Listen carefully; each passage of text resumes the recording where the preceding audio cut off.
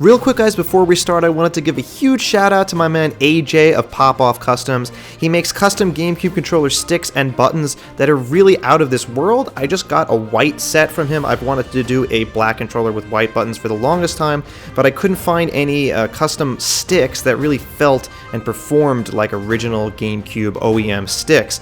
But this guy's sticks are something else. And as you guys know, if you've subscribed to this channel, I don't really usually do these kind of like intro ads before a video, but I really had to make an exception for this guy. You can see the video here showing the controller that I've got, and you can even listen right here to tell what the stick sounds like. So you can see that has the really GameCube controller stick sound that you want, and I assure you guys, it feels fantastic. I love this controller. I love these buttons. I cannot recommend this guy enough. You can follow him on Twitter at pingpong980, and I'm going to have his Twitter and his Etsy shop linked in the description. Definitely check out Popoff Customs if you're looking to get some custom GameCube controller parts. Now on with the video. Alright, what's up guys? I'm G5 Cosmos here for Game 5 Smash. So I woke up this morning. I knew the presentation was this morning, but I slept through it. I've done that a couple times, so my goal was to just, navigate carefully on my phone to find the video, avoid any kind of spoilers, which I did. And then I clicked on the first video, and it was actually something like the Mii costumes. So then I actually had to look at the title, and sure enough, the title just said, Mr. Sakurai presents Byleth. And I was like, well, expletive. So that kind of spoiled it, but I mean, the character was revealed in the first few seconds, as you can see, of the trailer anyway. And naturally, as many of you did, my initial reaction was another Fire Emblem character. This we were expecting Dante, a lot of people say Gino, Master Chief, any of these, crazy, huge, big third-party characters. Surprise, big end to the Fighter's Pass. Nope, another Fire Emblem character. Was it Leffen said Marth 10, I guess? But there's actually something that a lot of people are not talking about that makes a lot of sense as to why Byleth is the DLC character and why he and she are featured in the game. And that is that it was confirmed a while ago, I think by Sakurai himself, that Nintendo is actually choosing every DLC character. I don't know about Plant, but the Fighter's Pass characters, they're all chosen by Nintendo themselves. That doesn't specify who at Nintendo, but it's not Sakurai. So Sakurai is not choosing these characters, and it's Nintendo, which are obviously responsible for a lot of games besides Smash Bros. So it actually makes a lot of sense that they're going to bring in a character from what I believe is their most recent AAA first-party title in Fire Emblem Three Houses. I'm not sure, I might be forgetting some big game, but either way, it's a very recent as far as their like big Nintendo first-party games go. So it makes sense that they would do this to promote their game and promote that character. What doesn't make sense, though, is the timing for a number of reasons. So, for starters, as with many people, we are expecting a big bang, a big, huge ending to this Fighter's Pass that we've been, it's been over a year, I guess, that they've been waiting for all these characters. And they've established this trend of, like, third-party characters. I'm pretty sure all of them technically count as third-party characters. Obviously, Joker, with Atlas. And then we have Hero. I think that's Square, but it's not Nintendo. Nintendo doesn't make Dragon Quest. It's been on Nintendo consoles, but... and then, Banjo was also on Nintendo console, but it's like a Microsoft-owned IP, I believe. And Terry, of course, SNK. That was a really unexpected one. I don't think anybody, well, I mean, it was leaked, but I don't think anybody was really expecting Terry. So it really set the stage, especially since they started so huge with Joker, who was probably the most surprising one, that they would end on something even bigger and even more unexpected and like crazy hype to bring in like other kinds of audiences and everything. But no, they decided to end on this, which is very peculiar to me, also because they could have released this character at some time more correlating to the release of Fire Emblem Three Houses, which would have made a lot more sense, even business-wise, for them to be selling both the character and selling more copies of the game. So, of course, there's plenty of things we don't know. We don't know if the development was, you know, not ready on this character. Maybe they had other characters ready sooner. Maybe they were planning to do another character and then it fell through. And then Sakurai had to last minute pin this thing to the wall.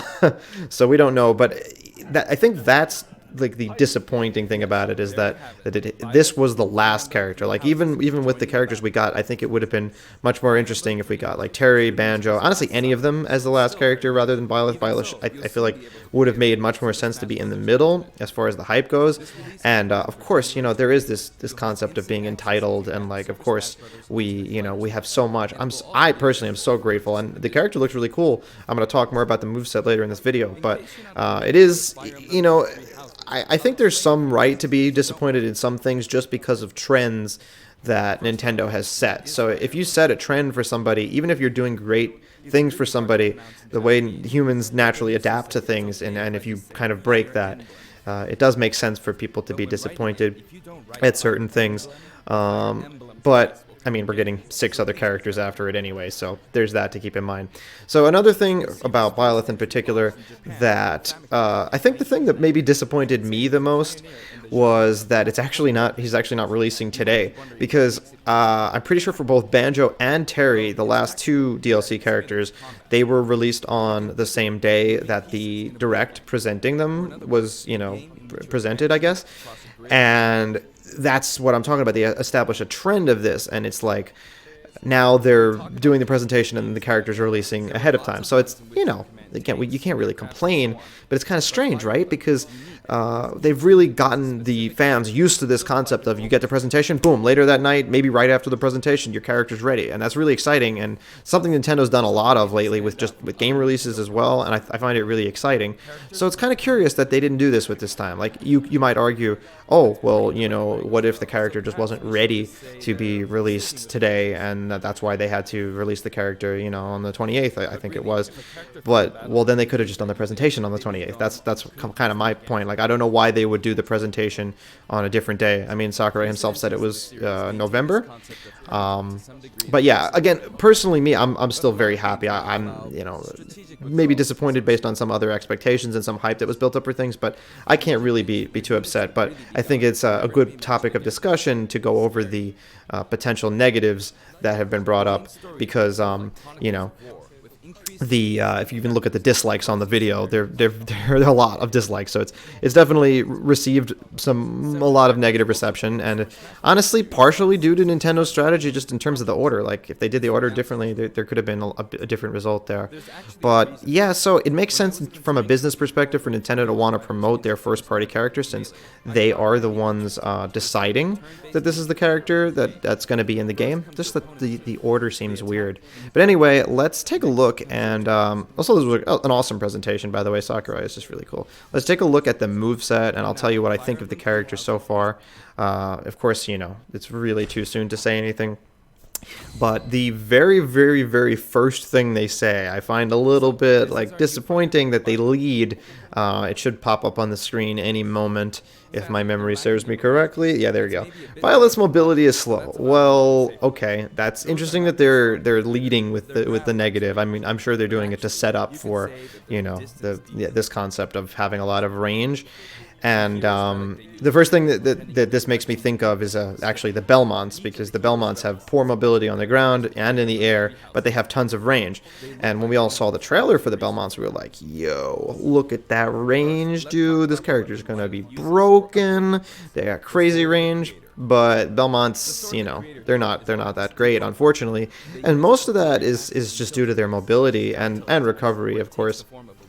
So I get a lot of vibes, a lot of Belmont vibes from what we're seeing of Byleth. He and she have lots of range on a lot of moves. The frame data seems okay, depending on which moves. Like the Sword of the Creator seems to have good frame data. I haven't like studied the actual numbers, but it seems pretty quick. And the Lance seems pretty quick on some of the moves as well. The forward and back air seem pretty quick.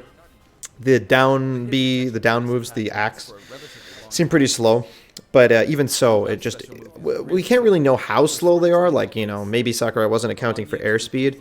But that's a big deal because if you look at the top tiers competitively, I don't think there's a single top tier that doesn't have either fast ground speed, I guess, and or fast airspeed. Like Wolf is an example of a character who has, you know, particularly slow ground speed, but his airspeed is really quick and he has great frame data, so he still can be a top tier. Also, this move is really cool. Keep in mind it doesn't spike at low percents is what they're showing, but he shows he goes off stage with it and uses it multiple times in one off stage sequence. So that's pretty cool, and you could like potentially spike somebody trying to edge guard you or like recover off of somebody, so it will make him harder to gimp because of that. I want to see how far that reaches, like if you're not interrupted, and you know, how good is that recovery, and mostly the airspeed as well.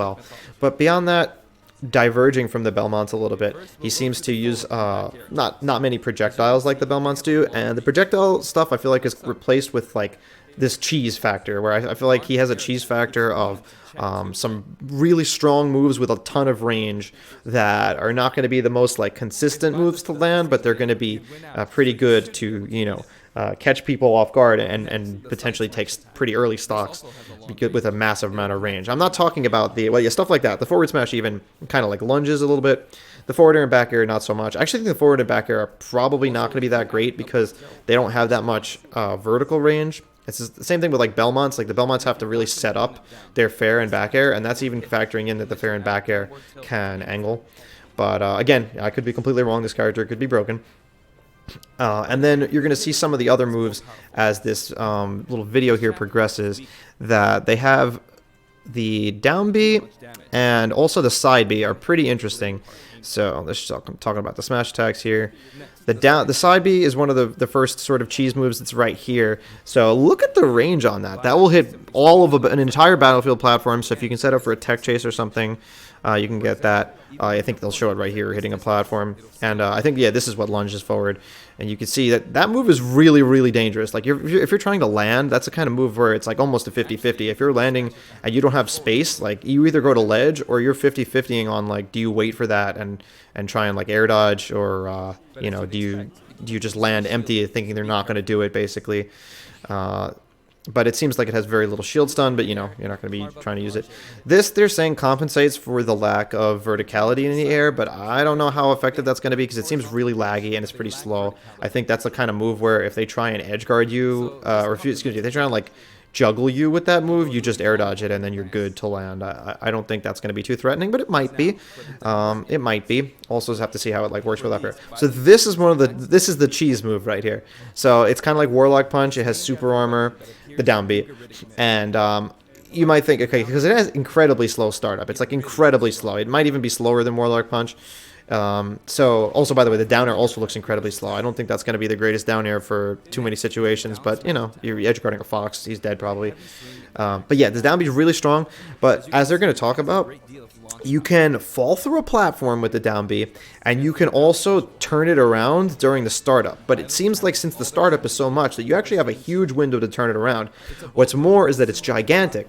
So I'm thinking if you're on a stage like Battlefield or Pokemon Stadium, and your opponent is coming off the ledge, and you'll see he'll play it on platform soon. Your opponent's on the ledge. This is actually like a really dangerous ledge trapping tool, I think, even though it's like a really, really slow move, because if you're facing the ledge, you can drop through in a certain timing where it'll almost definitely hit the ledge hang because it's giant and it hits downward. I mean, I guess it's possible that it could miss it, but I think this move's going to hit ledge hang. And then if you do it dropping through a platform, it can also hit like ledge jump, neutral get up. It has super armor, so it won't lose the get up attack based on the timing. Like, look right here, like that. I mean, you would fall through maybe a little later. Maybe there's a limit to when. And then if you think someone's going to roll, it might even cover roll for some characters. It might be that big, like if you're fighting Bowser or something. But then you can turn it around, and then you could like almost make 50-50s out of it. And like I said, because it probably hits ledge hang, your opponent can't even just stall on ledge if you're going to do that. So your opponent, like, if you get to a point where you can start it up before your opponent has time to just like instantly buffer a ledge option, I think this could actually be some good cheese. Like, it's not going to be like DDD Gordo. It's not like you're going to do it every time your opponent's on the ledge, probably. But I think that you will see like cheese stocks taking from this move. And you see like it even has that hitbox like sort of like exploding on the ground when it misses. That can be used for that. So yeah, that's pretty much the main points that I wanted to say from Byleth so far. I'm really interested to play him. He looks like a very interesting character. I would like to see what kind of combos he has. They showed neutral air. It looks like it can kind of link into something maybe, but it looks like a discount Paulo Nair. It looks more like a Belmont Nair, honestly, the way it's going to work. And if he has slow ground speed and or air speed, he's not going to have a good chance of being able to like follow up from aerials that well, especially like a close range aerial like his Nair. I think they might show it here actually. No, they're just showing the bow. The bow I think is not going to be that great. Good for catching some recoveries, but it's too slow. You can take care of it. You can just jump if he's using it. There's the Nair. Okay. Oh yeah, because that also uses the bow. You see, like I don't see that comboing too well. I think he tries to do down tilt Nair here. Yeah, that doesn't even look like a combo. It looks like it was too slow.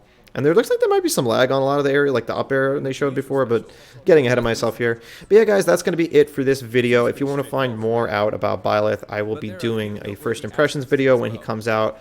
And if I'm into the character, I might even do like a full guide after, we have some time to play the character, figure out how he works.